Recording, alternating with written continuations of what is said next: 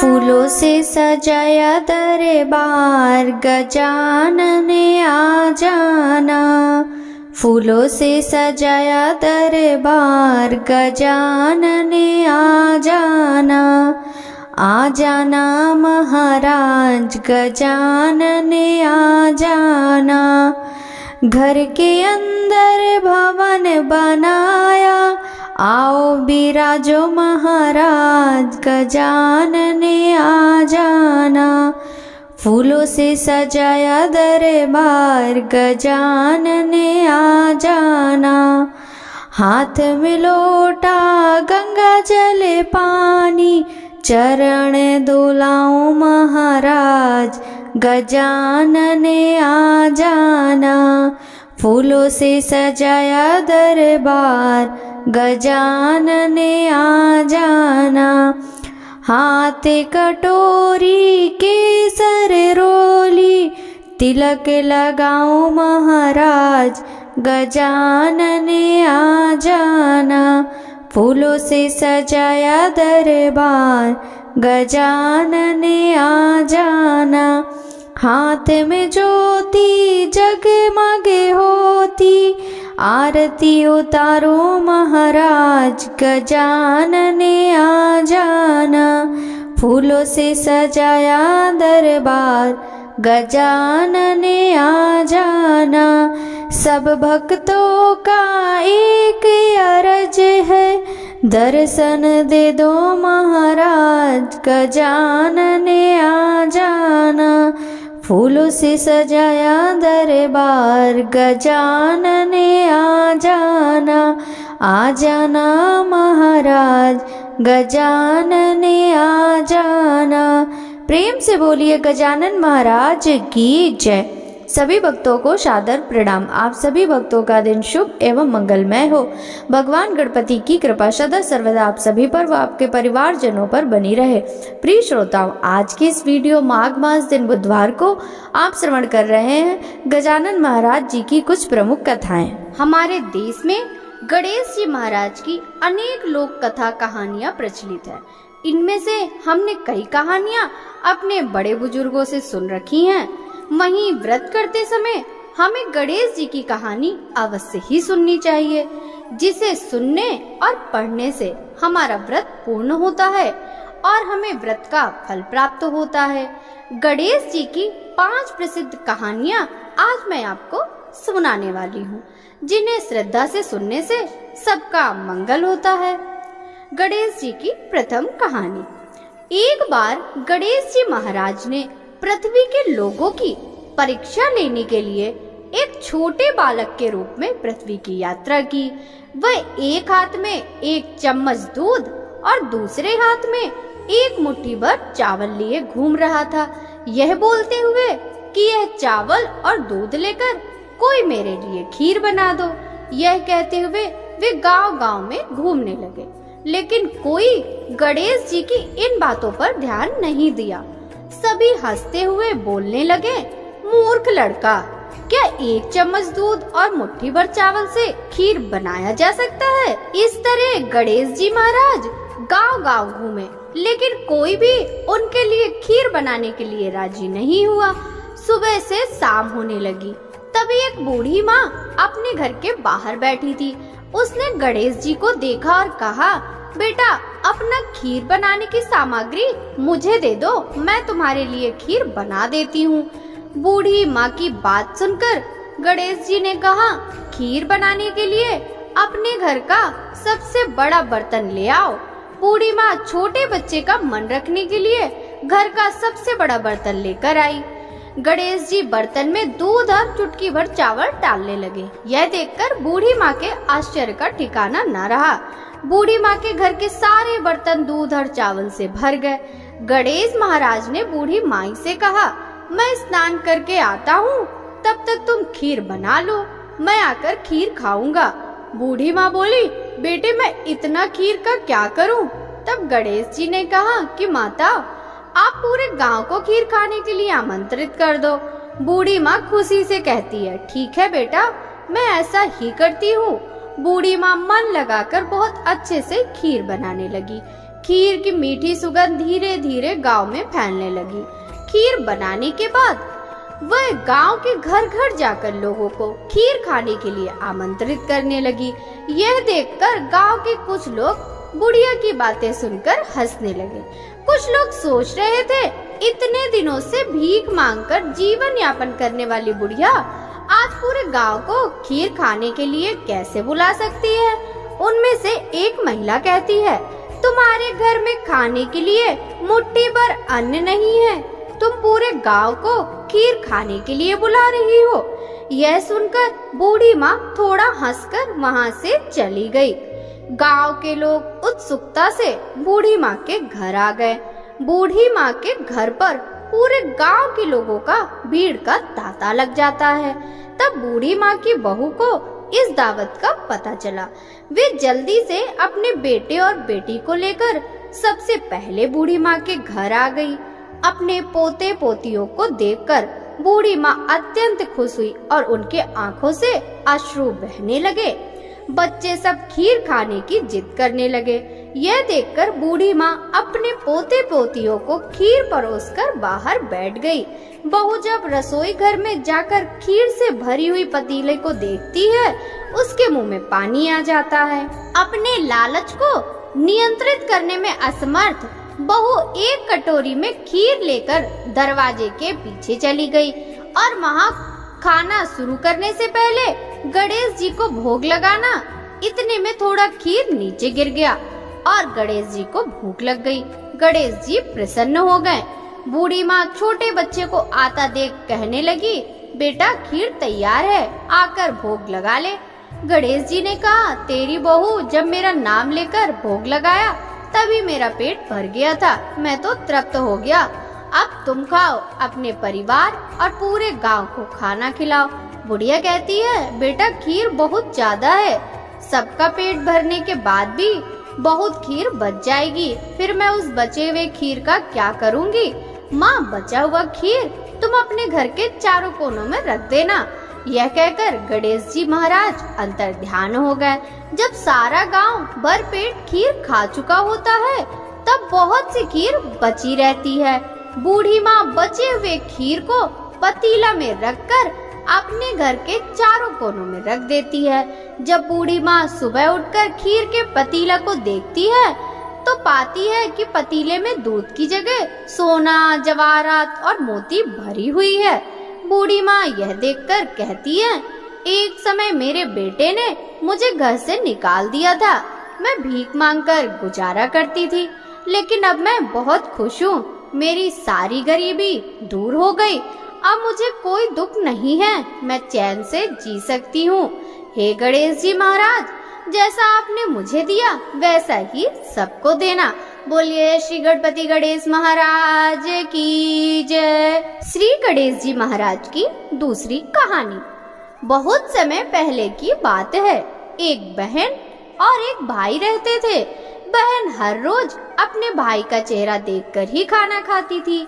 बहन रोज सुबह जल्दी उठकर घर का सारा काम करके जल्दी से अपने भाई को देखने के लिए निकल जाती थी।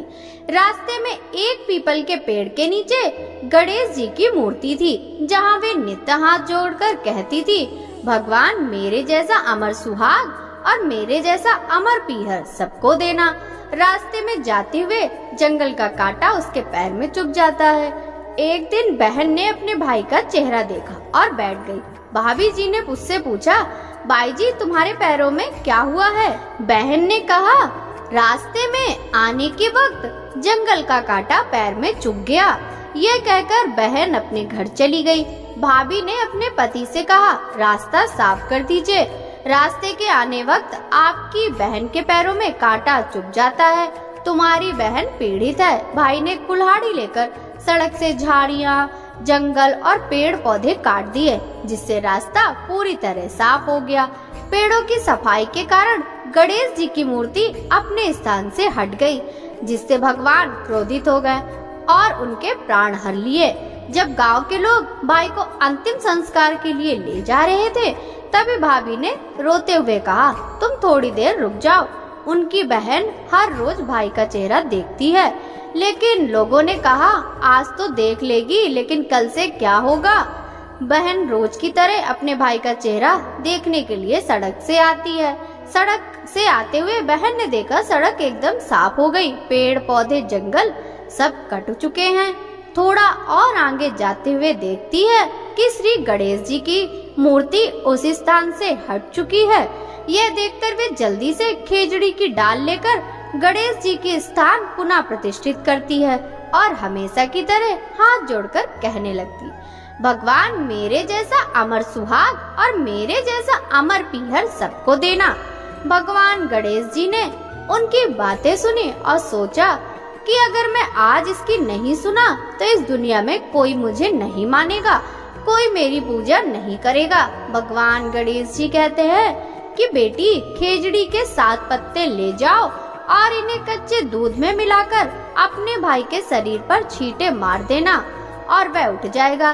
जब बहन ने पीछे मुड़कर देखा तो कोई नहीं था, तो उसने सोचा कि जैसा सुना है वैसा ही कर लेती हूँ। वह खेजड़ी के 7 पत्ते लेकर घर गई और देखा कि वहाँ लोगों की भीड़ लगी हुई है। वे घर जाकर देखी उसके भाई का शरीर रखा हुआ है और उसकी भाभी रो रही थी। जैसे ही वह गणेश जी से सुनी थी वैसे ही उसने कच्चे दूध में खेजड़ी के 7 पत्ते मिलाकर भाई के शरीर में छिटक दिया और उसका भाई जाग उठा। भाई उठकर कहा, आज मुझे गहरी नींद आई। बहन ने कहा, ऐसी नींद कोई शत्रु को भी ना आए, और उसने भाई को सारी घटना बताई। गणेश जी महाराज की जय। भक्तों, अब हम श्री गणेश जी महाराज की तीसरी कहानी सुनेंगे। एक बार की बात है, एक गांव में एक लड़की अपनी माँ के साथ रहती थी। एक दिन लड़की ने अपनी माँ से जिद की, गांव में गणेश मेला लगा है, सब लोग देखने जा रहे हैं, मुझे भी जाना है। माँ ने यह सुनकर कहा कि मेले में बहुत भीड़ होती है, तुम गिर पड़ोगी, तुम्हें चोट लग सकती है। लेकिन लड़की ने अपनी माँ की बात नहीं मानी और मेले में जाने की जिद करने लगी। लड़की की जिद देखकर उसकी माँ ने उसे मेले में जाने की अनुमति दे दी और कहा, गुस्सा छोड़ दो, मेले में अपना ख्याल रखना।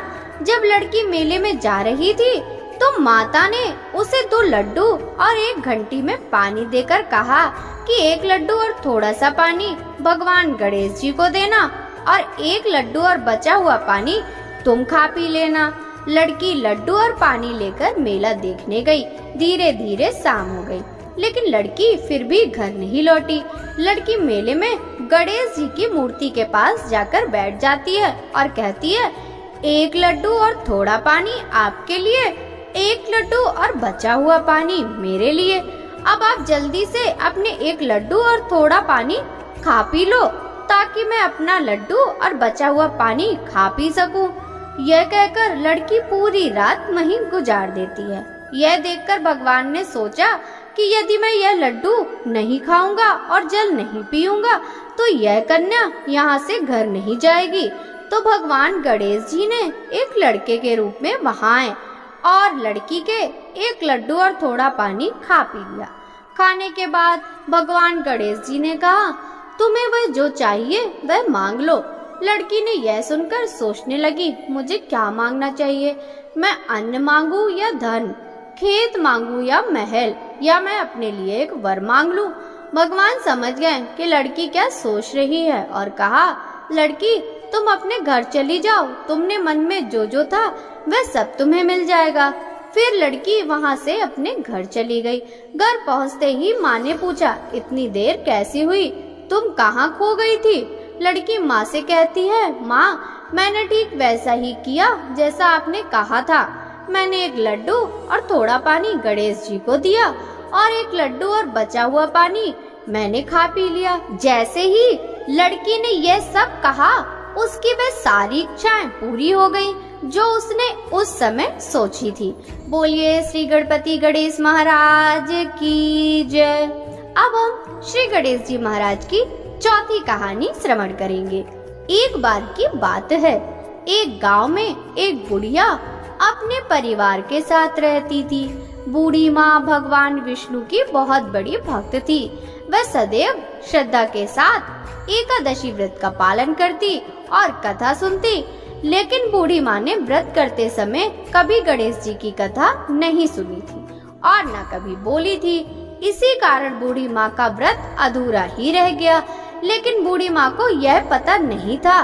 बूढ़ी माँ सोचती थी वह संपूर्ण व्रत पालन कर चुकी। इस व्रत के पालन के पुण्य परिणाम स्वरूप उसे वैकुंठ लोक की प्राप्ति मिलेगी। जब बूढ़ी माँ मर गई तब उसे लेने के लिए यमलोक से यमदूत आया। यह देखकर बूढ़ी माँ बहुत डर गई।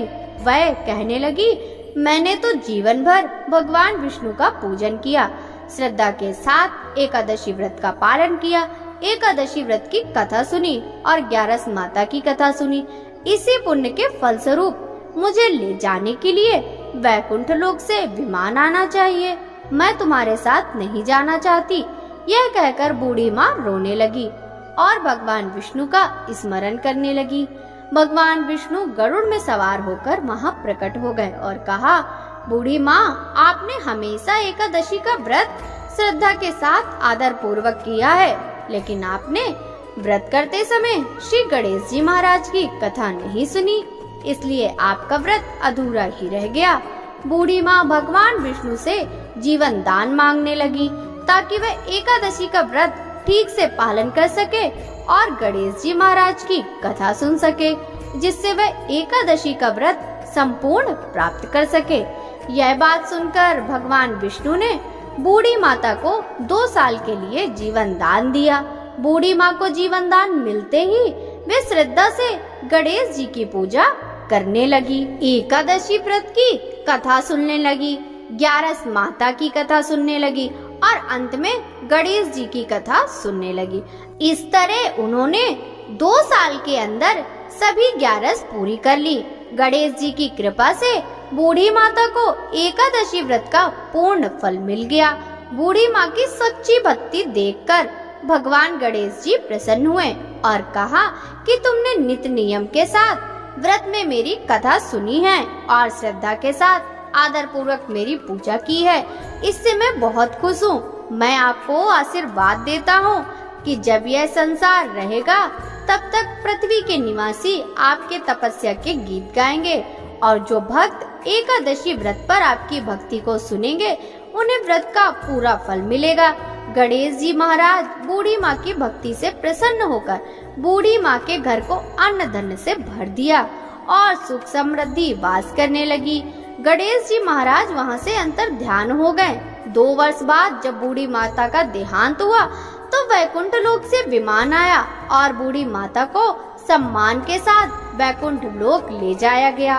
भगवान गणेश जी के आशीर्वाद से बूढ़ी माता का घर अन्न धन से भर गया और उन्हें वैकुंठ लोक की प्राप्ति हुई। हे भगवान गणेश, जिस तरह आपने बूढ़ी माँ पर कृपा बरसाई है, उसी तरह एकादशी व्रत का पालन करने वाले सभी भक्तों को आप अपना आशीर्वाद दीजिए और उनकी घर को सुख समृद्धि से भर दीजिए। बोलिए श्री गणपति गणेश महाराज की जय। भक्तों, अब हम श्री गणेश जी महाराज की 5वीं कहानी सुनेंगे। बहुत समय पहले की बात है। एक गांव में एक गरीब अंधी बुढ़िया अपने बहू और बेटे के साथ रहती थी। बूढ़ी माँ गणेश जी की बहुत बड़ी भक्त थी। वह प्रतिदिन श्रद्धा के साथ गणेश जी की पूजा करती थी, भोग लगाती थी, उसके बाद अपना भोजन ग्रहण करती थी। गणेश जी उसकी भक्ति और श्रद्धा से बहुत प्रसन्न होकर बूढ़ी माँ के पास प्रकट होकर कहा, बूढ़ी माँ, तुम रोज मेरी पूजा करती हो, मुझे भोग लगाती हो, इससे मैं बहुत प्रसन्न हूँ।